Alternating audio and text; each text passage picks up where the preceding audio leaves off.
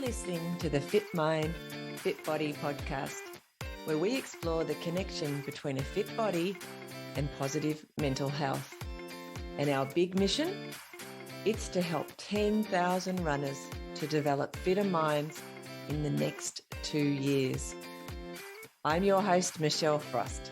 Let's get moving.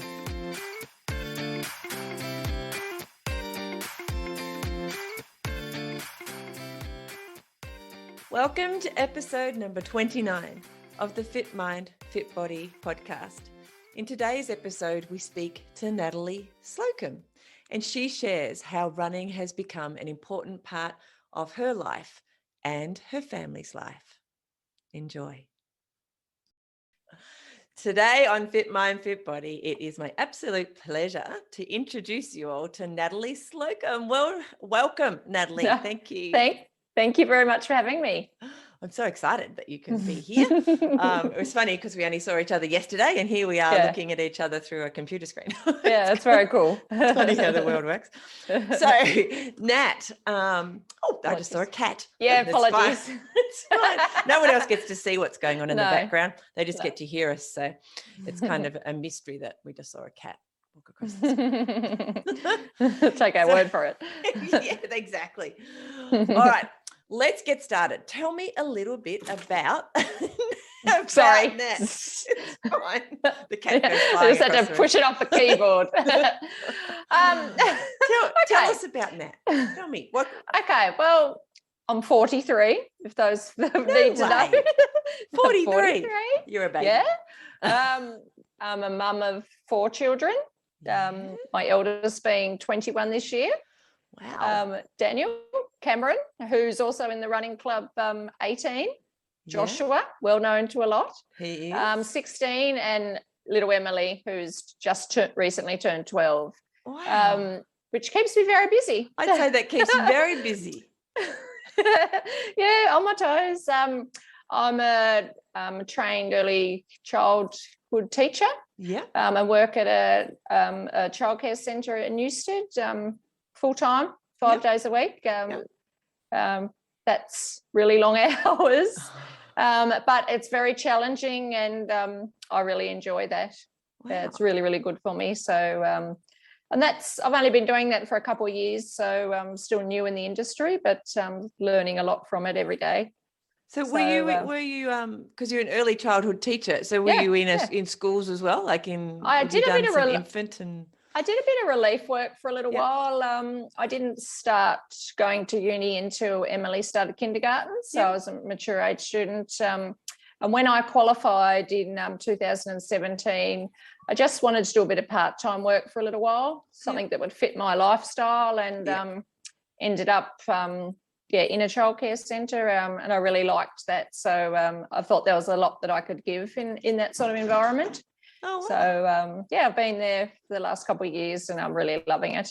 Yeah, that was my beginning in the world as well. I'm an infant school teacher. Yeah, wow. I was, but I didn't do a whole lot of it. I did do a bit of relief and things like that too. But and I think I started as just coming out of school, but finished as a mature age. Like I had a gap and then went back. Sort of similar. No, that's cool. No, that's just where life has taken me. I have one child that's recently moved out of home, so still 3 at home, and they keep me very, very busy. So what were you doing before you went to school and did teaching? I was a stay-at-home mum until Emily started kindergarten. Worked in the supermarket for 4 children, and studied before I got married. Did a Bachelor of Science, but didn't complete that.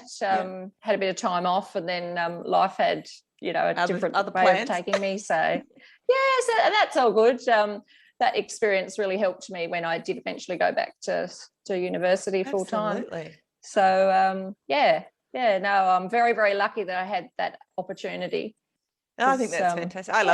I was a mature age student. I think it's fantastic. I've always found at uni the people who were mature age students, including myself, tended to be more they're there because they want to be, not because Absolutely. their parents said, okay, this That's is what you do next. That's right. And everyone brings their life experiences with them, and I felt like I was ready to study at that time. So it was something I was very passionate about, and I put, every ounce of my being into it. Awesome. And 4 years at the time seemed like a long time, but now it just seems like a blip, tiny amount of my life. Yeah, absolutely. So no, I'm very grateful that I had that opportunity.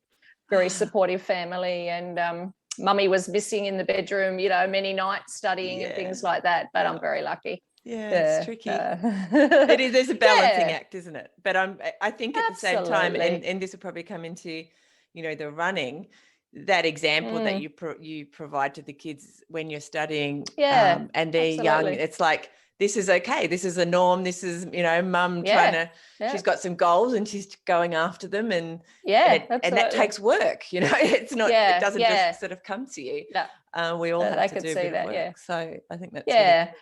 And that sort of led me into my running, because while I was studying, I needed my own downtime. I never really did something just for me, because I was, very busy at home with the children, and I sort of fell into it, but I realized it was very precious, and it just allowed me just to be me. I wasn't, known as, mummy of such and such. I was me. So it was very, very good for me. Wow. So it was a great time, and I just kept on going with it. So going back to, say, when you were at school, did you do much sport then? Were you very sporty? No, I hated it. Absolutely hated it. I was not sporty at all. Yeah. When I was 3 years old, I was diagnosed with a heart murmur, which is a malformed valve of the heart. And so I couldn't do a lot of sport. I wasn't allowed to participate in a lot of things that would raise my heart rate. Mm-hmm. So later on, as I went through school, I used it as an excuse not to do a lot of things. So it didn't become like, I want to do that because I can't. It became more. And I wasn't sporty at all. When I was in high school, we sort of got horses, and we were in pony club and things like that. But that was probably the only sort of thing that we did do. I'm a twin, and both me and my twin were sort of the same. Neither of us sort of appreciated the sport at all. So, it's funny where life takes you. It is. So then, it really is. You get to your 20s or whatever, you start having your kids, and you didn't, there was no kind of, you didn't go out and go for a run at those times really. Either, did you? By the sound of it? It was like... No, not at all. No, it wasn't until all the kids were at school, and I felt like there was more out there for me. I just didn't have a lot of energy. I just lacked enthusiasm. I was starting to get a little bit depressed while I was studying. And my dad, who had just recently turned 50 at that time, just started running during his lunch hour, and he started talking to me how it made him feel. Yeah. That was that great release for him. And he had entered his first Burnie 10 and I thought, well, if he can do it, I can do it. So I just made that split decision that I'd give it a go. And so I started training on the back streets and just all on my own sort of thing. And downloaded the Couch to 10 app or something like that, and started training, just little steps. Yeah. I knew I couldn't do it all at once. But so basically made that decision and started myself off. Wow. And so your dad was your inspiration, but not definitely, because we talk about our in this podcast we've talked quite a bit recently about parents. One of the reasons, and we even mentioned it a minute ago about your study, but being inspiring for our kids and an example for what they could do should they want to. Absolutely. But I think you're the first person who said my dad did it, but you were already an adult. Like it wasn't the formative years where he gave that as an example either. So it's never too late to be an example. No, not at all. And growing up, we didn't sort of, Dad worked a lot, and I didn't sort of spend that one-on-one time with him. And I thought this is a great opportunity that I could do something with my dad. And so we both trained, and we did our first Burnie 10 together. And That's that was a amazing. very special moment. No one could ever take that away. That's a really big memory that I have now. And I look back on that, like that was 8 years ago now. And it was only one race for him. He suffers from sciatic pain and things now, but which is really quite nasty for him. But he's every time I go out and run, he is definitely my inspiration. I just want to make him proud. And I just want to make other people, my children particularly, you know, proud of me. One day they'll look back and look what mum's done. Like, what? yeah. So I run for other people more so than just, you know, running for myself. That's interesting. That's important because I want to inspire those around me. I just believe that that's for me, and that's what keeps me going. Yeah. So when you're, like, we often talk about how you get out the door when it's horrible weather, or you're just tired or whatever. So you're saying one of the reasons you get out the door is because you know you've got this thing to inspire other people. It's really on my heart, is, you know, to be that person that, you know, if they're having a bad day, they can see others around them and that will just motivate them. And I want to be that person. And I mean, I've had my ups and downs on my running journey, and I work really hard to be where I am today. But I have also struggled to get up out of bed to train. Like this time last year, I was only running on the weekends. But I came to a point where I had to decide whether I was going to go on with running or not. Because I was getting injured a lot, and I knew that I had to start putting some work in. And I noticed my son Joshua, he was starting to do, you know, quite well. And he's very competitive. And he's like, Mum, you know, you either come on this journey with me or you don't. And I made that decision that we would do it together. And so I got myself a coach and now run every day. And that keeps me mentally fit. It challenges me, which I really need. And I can also hopefully inspire just a few people along the way.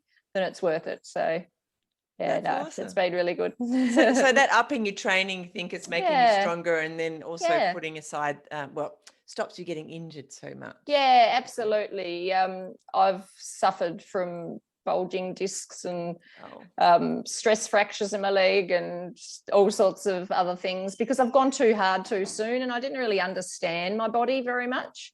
So I sort of set a goal, you know, to get to understand my body a little bit more and try and find out what it was capable of. So and that's really helped me along the way, so that now I could gradually build my training up, and that rather than just go at it all at once.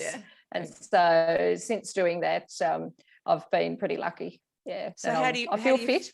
I was going to say, how do you feel your body's going now? Like, do you feel like you're really in touch with it? Like you can distinctly remember, say, 18 months ago, how it was, you know, your relationship with your body to what it is. Now I'm in a place where I'm happy.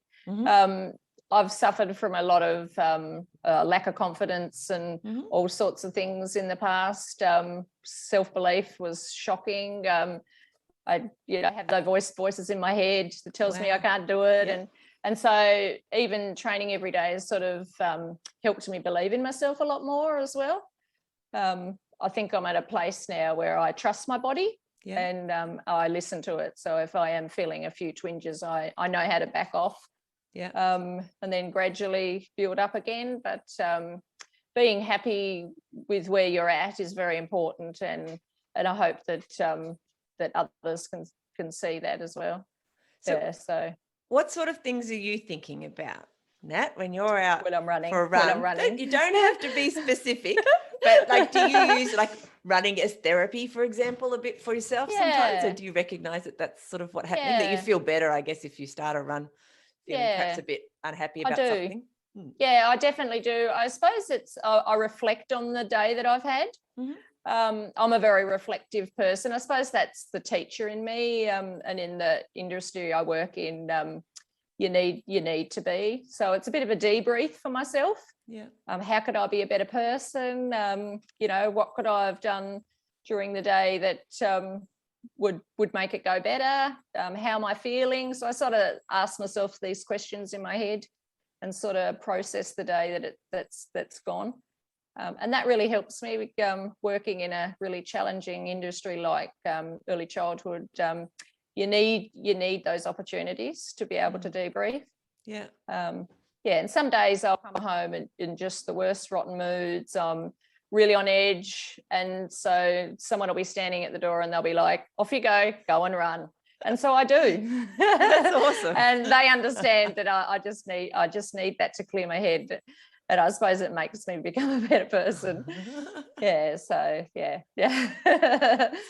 That's really interesting, actually, that your whole family have now using running as a technique to help you, which ultimately helps them. Yeah, no, that's absolutely right. Like, here are your shoes, Mum, off you go. Yeah. So I'm also a member of a gym. So during winter, I'm not much one for running out in the dark. I've had a few incidents where a few scary incidents of people chasing me in cars and stuff on the highway, and I just don't feel safe. So at the moment, I run at the gym after work, and that really helps me. I just have that. People say you don't sort of get the same sort of running high, running on the treadmill, but I really do. Wow. And that's actually, awesome. It's good the podcasts have really, really helped me, because by listening to them while I'm running and doing my training sessions, it really inspires me. And so, awesome. I've been really lucky that I've had that opportunity to do that. I've heard a few people say that, actually, that they've started listening to podcasts as well, and especially the couple we've got going in Launceston now, you can listen to someone you kind of know. It's amazing. Know them even better. And even if you just get a tiny, a little glimmer into their lives, and you sort of know where they've come from, it just inspires you to sort of work a little bit harder, and pick yourself up and keep going. So it's been really good for me mentally. I've struggled a little bit over the last couple of years. When my grandparents both passed away, it really hit me really hard, and I just put my shoes on and I just ran, and it just almost instantly cleared my head, and it sort of gave me a better perspective on life. It's sort of, it doesn't solve all the problems of the world, but at that moment, at that time, it just helps you look things much differently. I read something recently about that, and they've done a lot of studies in what's going on in our brain while we're running. Yeah, right. In particular, but the motion of running is such a simple thing that we're all very capable of doing, most of us. Of course. And our lives, especially now, are so crazy busy. Like there's always something vying for our attention, not even just the family, but just there's screens, there's work, there's just so much going on. And then you add the layer of, the COVID that we've all going through, a pandemic, and the Olympics at the moment, that keeps taking up my time. Oh, tell me about it. Anyway, when we put our running shoes on and we head out and go running, there's only it's an automatic sort of thing. It's a bit like breathing. Like once you so you don't have to think about the doing of it, but all these other things, apart from perhaps listening to a podcast, you can't there's no other input. So you have time to process some of the, like you were saying, some of the things that are going on through the day and how you're feeling. And it's just that moments for yourself, which I think are really valuable for building. Yeah, you don't have all those other outside influences, which really helps.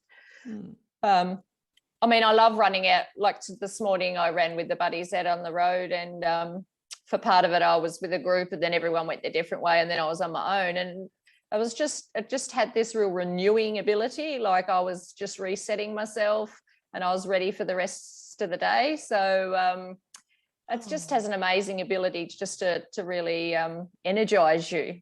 And isn't that crazy? I haven't found. People and I haven't found anything else that does the same sort of thing. So, I'll keep running, which is awesome. One of the questions I like to ask is, do you like to run with people or by yourself or both? A bit of both, really. After I ran my first Burnie 10, my goal was to run under the hour, and I actually did 59:58, which was incredible. So I'm like, yay.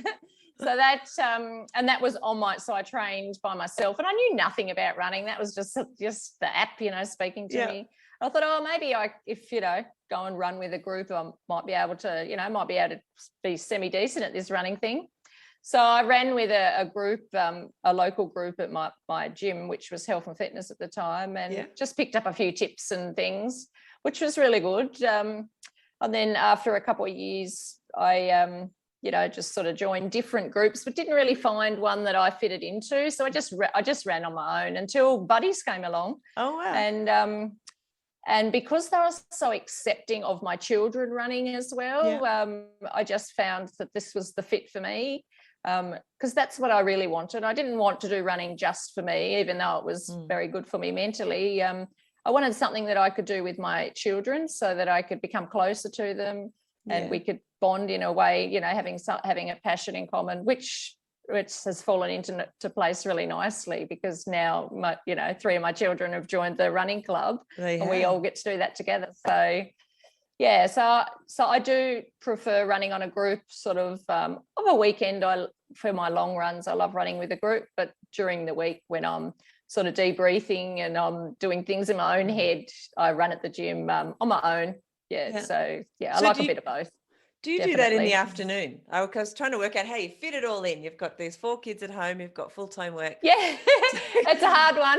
It's a very hard one. I at the moment, my shifts are crazy. They change a lot, but I'm doing a 9:30, 5:30 shift at work 5 days a week at the moment. Okay. So I normally go to the gym after work.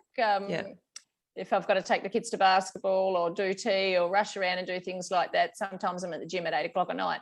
But I fit it in because it's now become my lifestyle, and I do prioritize it. I do have to learn to find a bit of a balance, definitely when it comes to, spending more time with my family. But because we can do it together, I feel like I'm winning at the moment. So that's pretty lucky. You just kind of brushed over it, but I think that lifestyle thing is really important. A lot of people, they start running for, and their goal might be to do the Burnie 10, for example, like you said. And then they've done it. Okay, they've ticked that box, and they go back to exactly the way they were before, unless they had a really good experience, like you picked up on a couple of the positives as well from running. But or people start a new diet and they get whatever result they want or not. But it doesn't become a lifestyle. And I think we use that word as kind of a throwaway word, all of us. But the reality is it's got a lot more meaning behind it. Like if we can make our lifestyle something that we can, live with as long as possible. I don't know what the word is. I think it's really valuable. I really like that you said that you it's your lifestyle now, and yes, you do have to find balance, and sometimes it's compromise and you have to miss out perhaps because some other things happen, but it's kind of the default position that you bounce back to that. It's kind of your normal. I've had to make a lot of sacrifices, but because it's a healthy lifestyle, I think that's okay. And I think I'm being, I hope that I'm being, a really good role model to my children and to other people. So, and I do feel much better for it. I'm pretty happy with my lifestyle the way it is at the moment. You said before that it gives you time for yourself as well, which I think is actually something that's again overlooked a lot, especially for mums, because mums, we just spend so much time looking after our families. That's just the nature of being a mum, that sometimes we let go of the individual, the human that is behind being the mum. So that fact that you're also identifying that running is that a little bit of time for you in that, which makes you better at being a mum and better at being in your work as a teacher as well. So and a wife. So it makes you better in all of those things that you want to be good at in your life. So I think it's win-win. That's right. Yeah, I agree with that. I feel like it's a better version of me. Like I've been injured at times when I had stress fractures and things like that, and I was away for running for a couple of months, and it wasn't the better version of me. Definitely. And so I can see from both sides how it does help me, and I'm sure it does help other people as well. So that probably that leads a little bit into one of the questions I like to ask about identity. So when you have been injured, when did you first call yourself a runner? Can you remember? When did you think of yourself yeah, as a runner I in your own suppose head? I've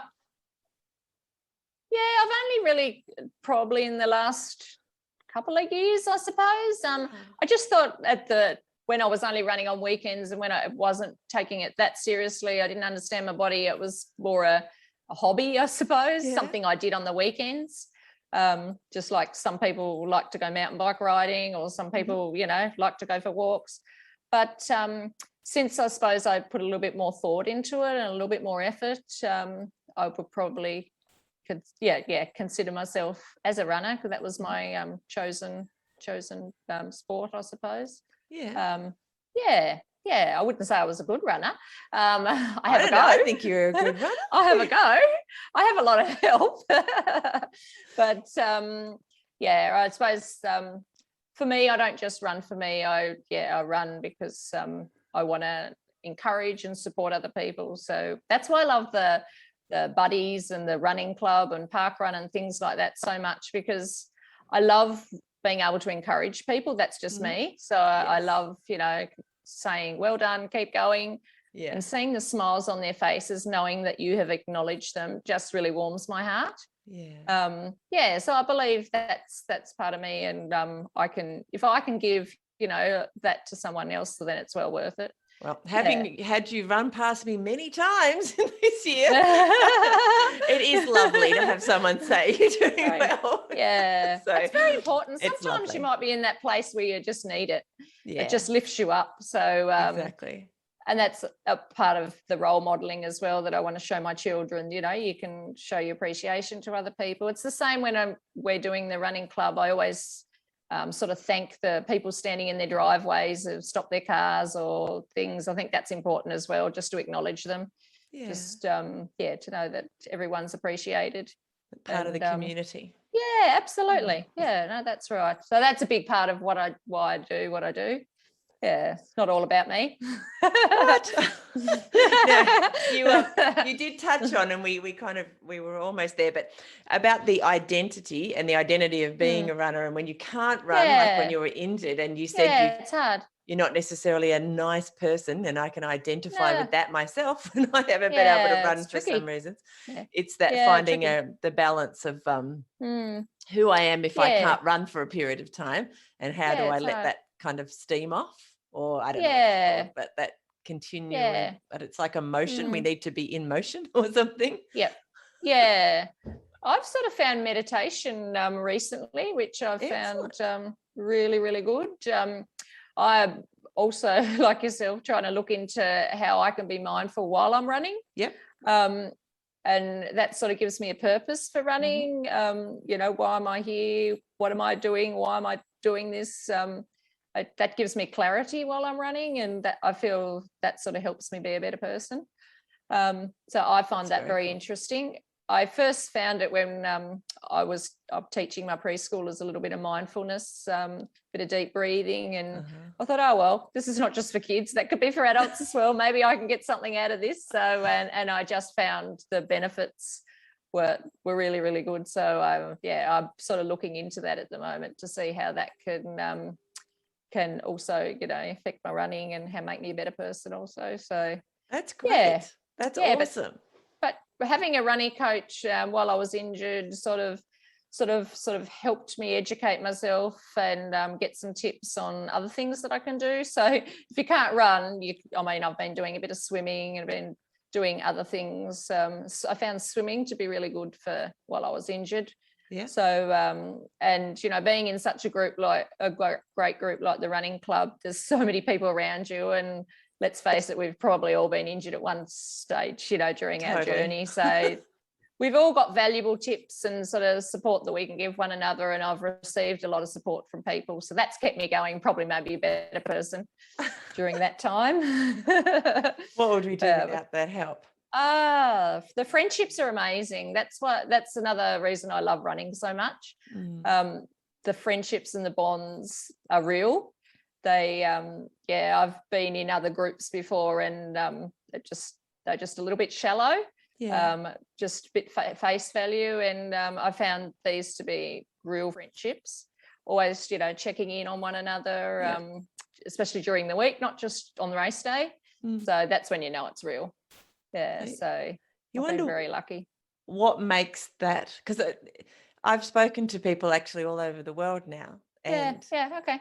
About running, and a lot of them will say that in the running community, as a rule, you tend to end up developing friendships which are quite strong. And I don't know whether it is because, you know, those long Sunday runs, for example, we're often running next to each other, eyes not necessarily looking straight at each other, but you can kind of, you know, broach subjects that you maybe wouldn't necessarily talk about. Yeah, absolutely. Kind of fall out of your mouth because you're. That's what I've found. I don't know, it's interesting. It is interesting, and you find that we do have a lot in common. And because of our, you know, varied journeys that we have had, if we can offer one tiny little bit of advice that's going to help that person, I'm sure they'll repay the favour at some stage. Totally. We're very, the community is very, very close here, what I've been a part of, and I feel very, very blessed and very, very lucky to have the friendships that I have. And I want my kids to have the same sort of friendships that I do. So I suppose that's why I encourage them to sort of become a part of the running community. And I've been lucky that I didn't have to force them too much, because they actually really like it. That actually was going to be in question. So I was thinking, nice. I was like, how did you get your children to come along to the running club so well? People assume, a lot of people assume that I forced my children to run. Well, and that's not it at all. There was something with one year when I did, that's not it at all. 1 year. Oh, no, I was just thinking you kind of started. Can you hear me? Yeah, I can hear you. Can you hear me? Yeah. Yes, my internet just dropped out for a bit. Yeah. I was just saying with your kids, with Josh came along first, or at least for us, anyway, that's how it appeared. Yeah, absolutely. Yeah, he started, I was doing park run regularly every week, and he just walked one week. The next week he might have run, jogged a little bit more, and then he made some friends, and people were asking, you know, you're coming back next week, Josh? So lots of encouragement from other people. And then I entered we went over to the Melbourne Marathon Festival, and just as a family, I was just going to do it on my own, but the kids asked if they could come along. Josh's dream was to run on the MCG, because, I mean, he's a footy fanatic. So he joined a race so that he could run on the MCG and touch the grass. I've heard that. And it just escalated from there. When he knew that I was going out for a run, he just wanted to come along with me. And he didn't enjoy it at first. But he was getting bullied at school for lots of different reasons, and I suppose he just wanted to take control of his life, and he could see that the improvements that I'd put into my life, so he decided to make those similar choices, and I think he realised he actually really liked it. And I think it was, he's made some real friendships just like me in the club, and without those people, he probably wouldn't be where he is today. But that's awesome. But the other children just sat in the car while we went to running club when we first joined, and then every week they just sat in the car and just watched. I didn't even know they were there. Now you say that. And then they're like, well, if we're coming every week, we might as well get out of the car. So they'd come and get out of the car, and they watched.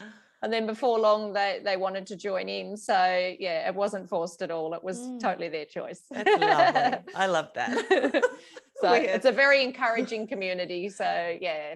Well, I have 5 children, and they have all run at the running club.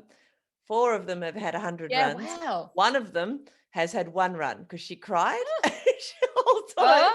She was like 6 or 7. Yep.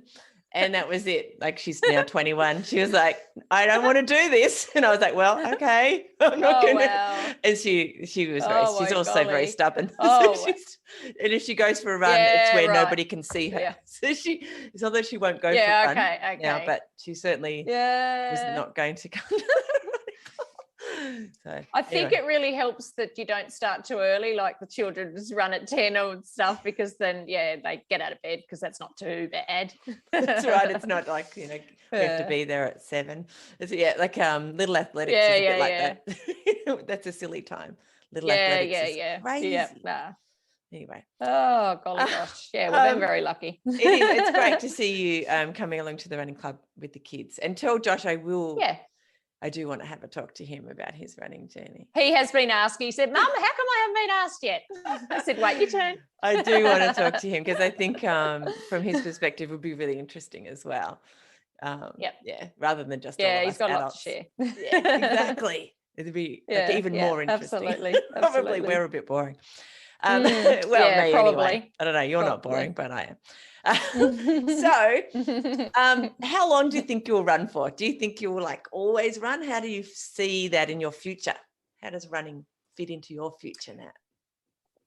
Yeah, when I look from where I am right now, I don't want it to change. So I want to keep training. I want to keep the momentum going. During winter, I've found it hard, but I've almost got there. So I feel like I will be able to keep it up. Yeah. I have made a lot of changes in my life so that I have been able to, and I'm comfortable where I'm at. So I'd like to keep it going for as long as my body is willing. Mm. I've had a few sciatic issues and back problems in the past, but I have learned to manage them. And since learning a lot about my body, it's sort of allowed me to continue running. Mm-hmm. I ran against doctor's wishes through a few injuries that probably wasn't the best idea, but since doing that, I think I've got a little bit more sensible, and I'll definitely listen to my body in the future. Mm-hmm. But it is really good for me mentally as well as physically. So I will run as long as I possibly can. Excellent. Definitely. Not that there's a wrong or right answer to that question. Is it literally just I know. how you see running in your future? Yeah. I think the fact that it's quite simple. I just feel that the day that's right. I think that, and I enjoy it. And the day I stop enjoying it, well, maybe I'll ask a few questions. But at the moment, it's me, and it's what gives me that spark in life. So I will continue as long as I can. So you said you're running in the gym at the moment because it's winter, and then of course with the buddies. Do you like trail? Do you like road? Or I mean, you're not really that fussed, or do you have a I'm not into trail. I've been listening to some of your podcasts, and it's been really good listening to the variety of different people that run in different places. I have tried a few trails. It's not for me. I mean, it might be down the track perhaps, but I don't feel like I have the coordination. And Josh loves trail. He started getting a real passion for trail, which I've encouraged. That's great. But I do love road. I do love being out on the road running, and when I can. Also, I hated running on the treadmill at the gym when I first started, but I've learnt to love it. And I found that it's been really, really good for me, and it's kept. The podcasts have kept me motivated. I don't know how I'd be going without them, but it's been really, really good. I mean, I'm really lucky with my coach. He puts a training program in for us every week, and so that inspires me. At the beginning of the day, I know what I'm meant to do. Mm-hmm. So I'm all about the green tick. Yeah. So what happens is when you complete your planned program, you get a green tick, and I'm all about as many of them as possible. Meeting but that's good for me, because if I do miss sessions, that's when I feel my body starts to sort of weaken off a little. Mm-hmm. And I think it's important for my mind to keep it sharp and to keep it on point, to keep training. And I'm really stubborn as well, so I will keep training until my body says no. So do you think you're goal driven? Is that like, so you started this running journey because of your dad and ultimately the Bernie 10, I guess. So that was hanging out there as a goal, and then you kind of just worked up to that. Yeah, absolutely. So do you have a goal at the moment? Yeah, that really helps me, definitely. Mm-hmm. Yeah, I've done a lot of I think I've done about 10 half marathons since I started running 8 years ago. And so I wanted a new goal. So my next goal that I I've just chosen is the Cadbury Marathon in January. Wow. It'll actually be my first marathon. I've never done one before, That's but exciting. I'm very passionate about that. And one of Josh's goals is he wants to run the New York Marathon when he turns 18. Unfortunately, COVID might be delaying that a little bit. Maybe. So we might have to push that out. But he really wants me to run alongside him when he does his first marathon. And that's a real passion of his. So, I decided this one will be for me, and then we'll eventually do one together. But that's definitely a big goal that I'm working towards at the moment. That's awesome. Which is pretty exciting. And that's about is it April now? I was going to say it's January, but it's actually April, isn't it? Now that Cadbury's Marathon was moved to April. I think they've moved it back to January. Oh, I do believe, but anything could be possible, couldn't it? I wasn't sure if they moved it because of COVID or if it was some other reason that it was moved from January. It wasn't. Yeah. So and it's in summer. I do enjoy running in summer outside. So that's something that's on my heart to work towards at the moment. And I would like to tick off a lot of other races in Australia, but we'll do one race at a time, I think. It's a bit hard to book into ones that are not in your state right now. That's very much right. Yeah. And I'm listening on your podcast to different races that people have done. And I'm like, I might like to give that a go. Oh yeah, we'll see what happens. But I think goals are really important to keep us going. So that's one I have at the moment. So you can work out, what you need to do to get there with the steps. Absolutely. It's kind of actually some people are not as driven by goals. I think a lot of people are. But there does seem to be some people who seem to be able to keep moving forward even without, a destination initially. Yeah, which is interesting. That's amazing. Yeah, that's not me. I tend to be. I get very comfortable. You used that word before. Yep. And that's not necessarily good for you to improve, obviously, or. So I find. Me too. I do sometimes. I mean, I keep running anyway because my identity is a runner. But if I don't have a goal, absolutely, like especially something that's going to stretch me a little bit, then I don't have anything. That's like nothing to train for, and so therefore I don't up my training. I just stay in the comfort zone. If that makes sense. Yeah, that's me too. Yeah, it's probably the growth. Before getting a coach this year, I felt that my running was very stagnant. Like I was just not really hitting the marks. For over a couple of years, I hadn't got a PB at parkrun for 2 or 3 years, and I was just coasting along. I was enjoying it, but I mean, I wasn't as goal driven back then, and I sort of come to a place where I thought I had to make a decision, if I wanted a little bit more out of it, I'd have to put a little bit more effort in. So that's when I decided that I'd grab myself a coach and get a good team around me that we could encourage one another and help each other on our journeys, which has been very beneficial for me. And it doesn't just help you physically, it really helps you get your head straight. And I've sort of been able to sort of find myself a little bit more. And I don't sort of class myself just as mummy anymore, which I used to. I was, Josh's mum, or I was Emily's mum, but now, I've sort of found my identity a lot more. Which is great. I think it's exciting as well. There is something about having a goal, going after it. And even if you don't hit it exactly, especially if, say, if it's time related or whatever, you still covered those steps you got there, and that's something to be proud of as well. So it's I totally understand that. Absolutely. If you had to say just one thing that has improved in your life because of running, what would you say that one thing was? For me, I think I'm a lot more focused now. I definitely have a lot more energy. I don't know if a lot of people would agree, but I feel like I am a better person. I'm a lot more tolerant. And I think I've just found a better version of me, I think. And I'm able to not allow distractions in my life sort of take over. So I can see what's really important now.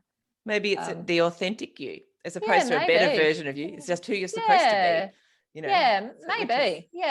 Isn't it strange that sometimes it takes you all this time to sort of find that who you're meant to be? Yeah. And so, and I mean, I've had many ups and downs in my life, and I'm very hard on myself, and I've always considered myself to, I don't know, be a little bit of a failure. I didn't think I was where I should be, but I think I've sort of learnt to go a little bit more easier on myself now and just be happy with who I am. Yeah. And I hope that I can sort of put that positive energy onto other people. And look around you. You've got, 4 great kids and a career and like, what is there not to be proud of? Really? Yeah, I know. Yeah. So I suppose, and now I have more self-belief. That's something I've struggled with for a very long time. And so I hope that people can find running and find their own, self-belief and sort of, know that they're amazing. So it's that empowering element from running that's really filtered into your life. Absolutely. Yeah, absolutely. That's right. Yeah, we're all very special in our own little ways. It's just sort of realizing that. Yeah, some are more special than others. You're very special. You're really awesome. You do. You always make, those people who listen to the podcast who don't know Nat personally, everyone else who knows her will already know this to be true. And that is that she always has a smile on her face and she's always encouraging of everyone around her, irrelevant of, what the situation is. So I know everybody appreciates being in your company. So it's not that thank you. Everyone's giving stuff to you. It actually feels a lot like you're giving stuff to the community and massively. So I hope so. So we thank you. There you go. Oh, thank you. From everybody just channeling through me saying, oh, you're too how kind. Awesome it is. So it's great. And the kids are the same. So your kids are the same. Yeah. Oh, that's good. That's good as well. So that you're talking about leading by example. Your kids are already showing that example that you've given them. That's good. They're taking on board, which is always nice to hear. That's terrific. No, that's good. Yeah, absolutely. That's we're doing something right. Exactly, you are. So, Nat, if somebody came up to you and said, "I really want to start running," where would you send them? What would you suggest they do to get started and keep running? Yeah, I would suggest, finding a running buddy, maybe finding a small running group to start off with, get some like-minded people around you, someone you feel comfortable with who you can ask questions to and just be yourself. I suppose when you're very new, you don't sort of understand much about the shoes and, things that you should get. There's a lot of stuff out there that you could waste zillions of dollars thinking it's going to help with your running. But I think it's important to get some genuine people around you that can give you some advice and people you can get to know.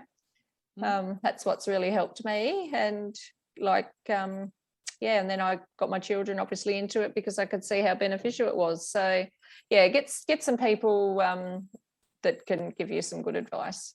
Yeah. And don't be too afraid to ask silly questions because there's no such thing. There is no such thing. So true. And just enjoy it. Just get out there and enjoy it. I love that. Yeah. Is there anything that we haven't touched on in your running journey that you would like to share? No, I think we've touched on most things. I suppose it hasn't been a long journey compared to a lot of people in the running community at the moment, but I suppose I came to a place where I just made a decision to do something different for myself, and I'm glad that it's just now starting to pay off. It's been a struggle. I'm not going to say running's easy because there'll be times when it's not. It's the difference between simple and easy, isn't it? Yeah, it's simple. It's one foot in front of the other. Yeah, there's been times when I've really had to push myself. Yeah.